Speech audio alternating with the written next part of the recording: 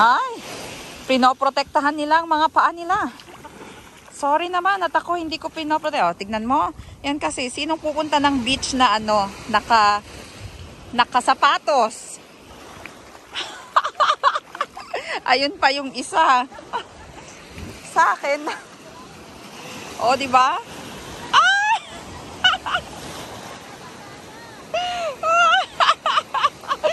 Ayan, ayan. Ang sakit sa maa. Malamig. Malamig. Ah. Malamig pala, malamig.